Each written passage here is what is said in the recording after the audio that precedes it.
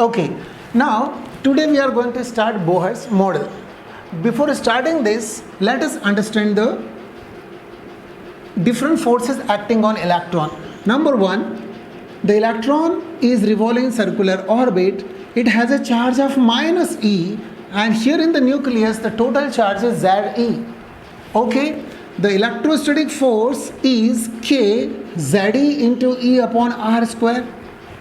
Now this electrostatic force is acting towards the nucleus and the same magnitude of centrifugal force, and that is equal to mv square by r acting outwards. This must be balanced.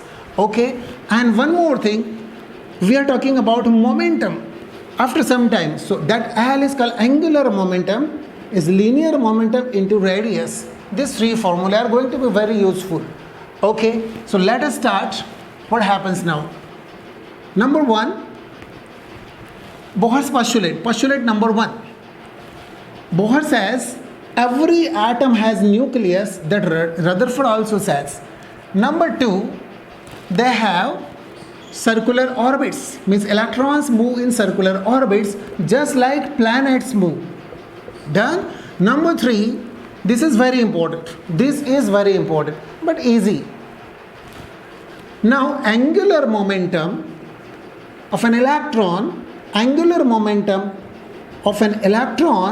L, that is mvr, is the integral multiple of h upon 2 pi. What does it mean? Everybody knows this. It should be 1, 2, 3. It cannot be 1.5 or 2.6 like this.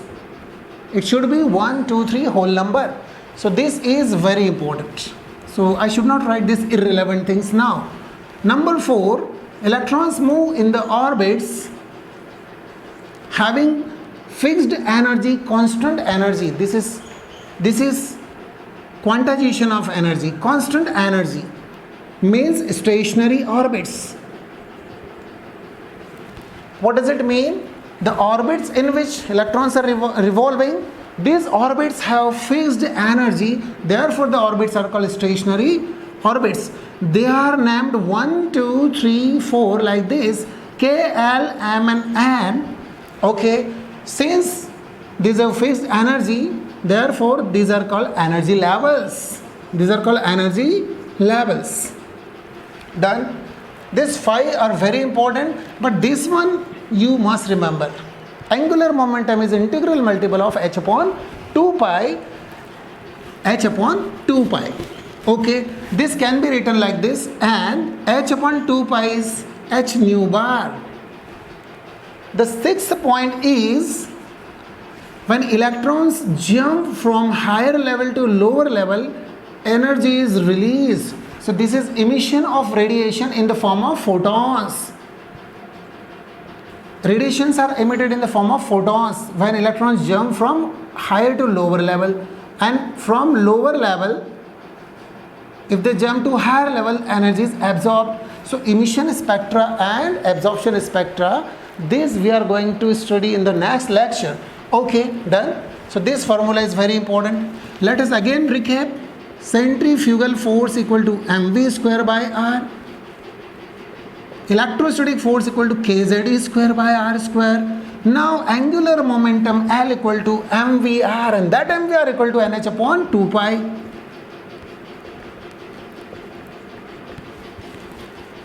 This is complete package in Bohr's model. This is complete package. This is okay.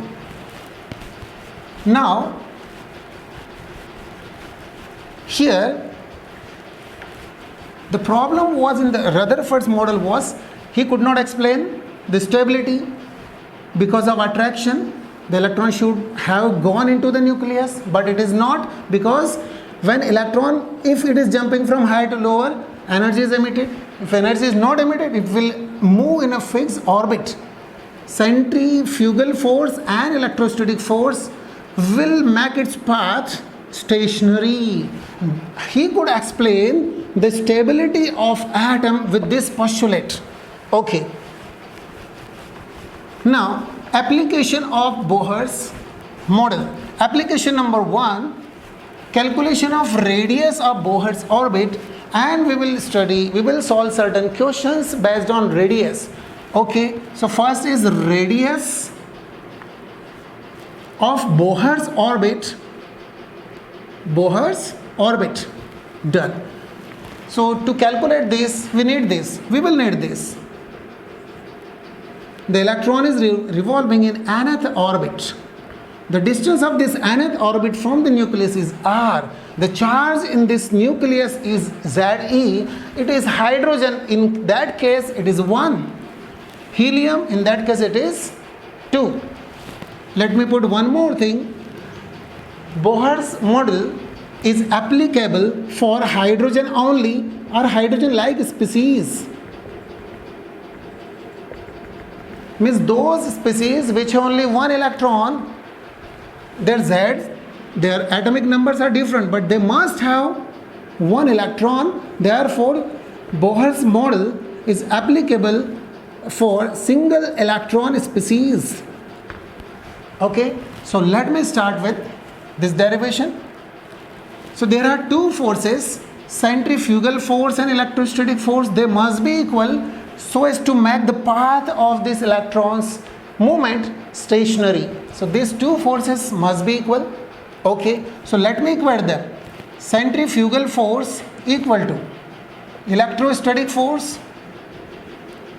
Electron is attracted by this electrostatic force and it is dragged away from this by centrifugal force. So these are balanced, equal. Okay, now centrifugal force equals to mv square by r, that is equal to electrostatic force. And what is the value of this? Kz square by r square. Kz square by r square. R cancel. R cancel. What is the value of v square here? Kz square by mr. Now this is equation number 1. Okay, now I said to you this third postulate of Bohr, mv are equal to nh upon 2 pi. Now from this mvr equals to nh upon 2 pi, we calculate the value of this v. And what is the value of this v? Nh upon 2 pi mr. Now we need the square of this. Okay, square both sides. V square equal to n square h square upon 4 pi square mr, m square r square. Okay, this is equation number 2. Since the LHS of this equation 2 and LHS of this equation 1, they are equal. So let us equate them. Kz square by mr equals to v square. No? Now this is also, this quantity equals to this. Therefore, v square equals to n square h square upon 4 pi square into mr whole square. Now remove this. mr cancelled. Now bring this r in numerator side. R equals to n square h square upon 4 pi square. This m. Now kz square to the denominator. Kz square. Now this is the required expression. This is the required expression. Here n square and z, they are not constant. They may change. This may change with different atoms. This changes with different orbits. So r equals to h square upon 4 pi square mk. By putting the values of this, h is Planck's constant. Its value is 6.6 into 10 to the power minus 34 joule second. And here mass of electron is fixed, 9.1 into 10 to the power minus 31. K 9 into 10 to the power 9. Or it is also written as 1 upon 4 pi epsilon naught. But don't put the value of k in this formulae. Whenever you need, suppose you need the value here in terms of epsilon, if the formula is asked, if the question is based on this epsilon naught, now put the value of this k whenever required. Okay, so n square by z, they are not constant. Now this is constant value. Put the value of this. This will come to 5.529 n square by z angstrom. This is the required expression. From this we will calculate so many other quantities. Now this is done. So radius is directly proportional to n square, inversely proportional to z. Radius is inversely proportional to z. Let us see. You pause the video and write it down. Let me start with certain questions based on radius. Okay. Now the first question is calculate the radii of different orbits in hydrogen first. So let me elaborate. This is hydrogen. Radius of first orbit, radius of second orbit, radius of third orbit. Radius of first orbit, second orbit, third orbit, like this. For helium, I am talking about beryllium. Suppose beryllium plus 4. Now beryllium is tripositive single electron species. Z for beryllium is 4, and now I am talking about radius. So first orbit R1, second R2, and the third is R3. So let us calculate the radii, different radii for hydrogen as well as beryllium, and then we'll compare. Okay, for hydrogen, radius of first orbit is 0.529 into n square by z. What is n? First 1 square by z1. So that will be 0.529 angstrom. Okay, for second orbit, it will be 0.529 into square of 2, 4 upon 1, hydrogen same atom 1, and that will be around 0.529 into 4. Okay, 0.529 into 4 angstrom. It will be around 2. R3, it will be 0.529 into square of 3, that is 9. That is 9. So 0.529 into 9. What is the average calculation of this? Half of 9, 4.5 angstrom. Half of 4, 2 angstrom. So 0.5 angstrom, 2 angstrom, and 4.5 angstrom. Let us do the same thing with beryllium atom. So what is R1? R1 equal to 0.529 into square of 1 by Z. Z of beryllium is 4. As we know, the formula of radius is 0.529 n square by Z. Putting the value of n, 1 square, 2 square, and 3 square. Okay. Number 2, 0.529 into 2 square by 4. 0.529 into 3 square, square of 3 by 4. Let us understand these things. This will be 4 cancel. What happened? 0.529 radius of the first orbit. Radius of the first orbit of hydrogen. Radius of the second orbit of beryllium are equal. This is very important question. Okay, got it? So this question may be asked. These are very important questions. So which orbit has the same radius or same radii for hydrogen and beryllium? So radius of first orbit of hydrogen equal to radius of second orbit of beryllium. This question may be asked like this: find the ratio of radii of first orbit of hydrogen and second orbit of beryllium. So that will be 1:1. That is the answer. That is the answer. So exact absolute value R1, what is the absolute value? 0.529. R2 for beryllium, what is the exact value? 0.529. What is the difference between this R1 hydrogen and R2 beryllium? 0.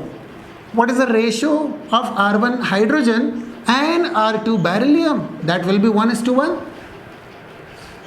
So this is very important question. Such questions may be asked. These are very simple. You should go into depth like this. Okay. Let me go to other question, that is another variation of this radii. What happens in class 9, 10th, 11th, sometimes at 12th, we go like this. Sir, this is the structure of an atom, but this is not the correct one. The separation goes on increasing because radius is directly proportional to n square.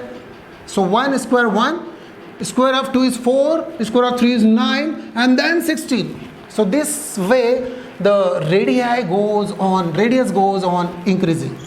Square times. And what happens with Z? This is hydrogen. This is the radius. That is 0.529. For beryllium, there are 4 protons. If the electron is here in the first orbit, it will be attracted and the radius will decrease for the first orbit. And the radius of the second orbit for hydrogen is 4 times 0.5, like this. 0.529 into 4. And what happens over here? This is the radius of second orbit of beryllium, and that will be equal to the first orbit that we have calculated. Radius of the first orbit of hydrogen equals to radius of the second orbit of beryllium. It means Z increases, radius decreases. So electrons are attracted from this level to this level. This is the nature of electrostatic force of attraction. This is electron and these are protons. One proton is attracting from this place, and here 4 protons are there, so the electrons will come to this level. Means the radius of second orbit, it will come here, will be equivalent to the radius of first orbit of hydrogen. See what happens in the next derivation. Let us calculate velocity. For velocity also, centrifugal force mv square by r and electrostatic force kz square by r square and mbr equal to nh upon 2 pi. Again the 3 things are required. Remember this? You already know all these things. Okay, so let me start with this again. mbr equal to nh upon 2 pi. mv square by r equals to this. So centrifugal force equal to electrostatic force velocity. Let me write this. Centrifugal force equal to mv square by r. Now it is equal to electrostatic force of attraction kz square upon r square. Okay, r cancelled. mvv, this mv square can be written like this, kz square upon r. Now bring this here, mvr into v equal to kz square. See, now from this equation, mvr equal to nh upon 2 pi. From Bohr's postulate, third postulate says angular momentum is nh upon 2 pi. Now this is nh upon 2 pi. So put the value of angular momentum nh upon 2 pi. Velocity equal to kz square. Okay. So velocity equals to kz square into 2 pi. So 2 pi kz square. 2 pi kz square upon nh. Again, these are not constant z and n. So velocity equals to or directly proportional to z by n. Velocity is going to be directly proportional to z by n, as radius was directly proportional to n square by z. Okay, so the value of 2 pi k and e and h, after putting the values of these, we will come to the expression 2.18 into 10 to the power 6 z by n. Z by n meter per second. It was angstrom, it is meter per second. Okay, done. It's very easy. Again, let me derive it in other way. Okay, let us have some revision. Centrifugal force mv square by r equals to kz square upon r square. R cancelled. R cancelled. Now from this we can calculate by putting the value of this, but under root it will be difficult. Okay, another way, mv square by r equal to kz square upon r square. Kz square upon r square. This is the first way. Another way, mvr equal to nh upon 2 pi. It would be simpler one. Now velocity equals to nh upon 2 pi mr. Put the value of r, n square h square upon 4 pi square mkz square. When I was a kid, I remembered this by using n square h square upon 4 pi square monkey's head square. Okay, so put the value here, n square h square upon 4 pi square mkz square. Cut this. Again you see n cancel, h cancel. So z by n, same value will be there. But you should learn the first one. Okay, so velocity is finished. Let us go for some questions. So let me write the expressions here. What is radius? N square h square. Forget this. Radius equal to 0.529 n square by z, that is directly proportional to n square by z. What is velocity? 2.18 into 10 to the power 6 z by n. Velocity is directly proportional to z, inversely proportional to n. Okay, let us calculate certain quantities. Number 1, momentum. Linear momentum P. We have been asked the question of linear momentum. Now, linear momentum is directly proportional to which quantity? So P equals to mv. P equals to mv.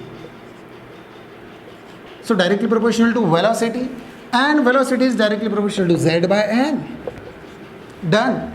Now angular momentum. Angular momentum. These are the questions for competitive examinations. Now angular momentum equals to mvr. Again, L is directly proportional to velocity as mass of an electron is constant in all the orbits. Now directly proportional to r, Vr, and V is directly proportional to Z by N. Put the value of this, Z by N, and value of R here, N square by Z. Okay, N square by Z. So L is directly proportional to Z, Z cancelled. Let me revise you. L is directly proportional to N, means angular momentum. This is proportionality constant, and that is h upon 2 pi. This is the third postulate. So we have again equalized our concepts. L equal to nh upon 2 pi means angular momentum is directly proportional to n. It is correct. Okay. Now another expression for velocity. If the electron is revolving in the nth orbit, what is the velocity of electron in nth orbit? You know. So what is the velocity of electron in the first orbit of hydrogen atom? What is the velocity of electron in the first orbit of hydrogen atom? This is the question. Let us calculate. Velocity in the first orbit of hydrogen atom equals to 2.18 into 10 to the power 6 into Z by N. What is that? For hydrogen it is 1, and N it is already 1. So this is the maximum velocity. This is the maximum velocity. Because in other atoms Z will increase. So maximum velocity can be observed only in the atom of hydrogen. This was the question earlier asked. Okay. Now, what is the time required?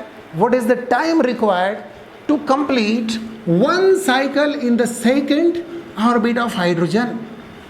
You write the question. What is the time required? Suppose from here the electron started. Again it will come here. What is the time required? This is called time period. So time period is asked. Time period is asked. We know velocity equals to 2 pi r upon, this is 2 pi r circumference upon time. So velocity equal to 2 pi r upon time. So what is time? Time equals to 2 pi r upon v. Okay. So we will continue with this. T equals to 2 pi. What is radius? 0.529 angstrom. 10 to the power minus 10 n square. Which orbit? Second orbit. So 4 divided by z, n square by z 1. Now what is the value of velocity? Velocity is 2.18 into 10 to the power 6 z by n. And what is n? Second, z is 1. Okay, so let us calculate this. Now rough calculation, this is half and this is 2. So 2 divided by 2, that is 1. Now this 2 2's are cancel. Now this is 4 and this is pi. So 4 3's are 12, around 13. 3.14 into 4, this is 13. 13 into 10 to the power minus 10 divided by 6 to minus 16. 13 into 10 to the power minus 16 seconds. So 1.3 into 10 to the power minus 15 second is the answer. This much little time, 10 to the power minus 15 second will be required only. Okay. Now the same question, how many cycles, how many revolutions are made by the electron in the second orbit? Got it? So what is revolution? Frequency. So frequency is nothing but 1 upon time. So what is time? This. So 1 upon 1.3 into 10 to the power minus 15. So frequency equals to 10 to the power 14 into 10. 10 to the power 15 can be written like this, 1.3. So 13 sevens are around 7. So 7 into 10 to the power 14 cycles per second means hertz. So these many revolutions are made only in 1 second. In 1 second, 10 to the power 14 revolutions are completed. Okay. So let me go for a revision. What we have learned today till now is radius is directly proportional to n square by z. Done. Velocity is directly proportional to z by n. Circumference, if we are asked, 2 pi r is constant. It is also directly proportional to n square by z. Now we are asked area of this space around this nucleus is, if it is first orbit this area, second orbit this area, like that. Now momentum P equal to mv, so directly proportional to v, that is z by n. Angular momentum is equal to mvr, constant, so directly proportional to vr, and v is directly proportional to z by n, and radius is directly proportional to n square by z, that is directly proportional to n. These are the formulae required. These are total formulae. Some more expressions we will study later if I have some time. Now the time is over. Tomorrow we will study expression for energy. Okay.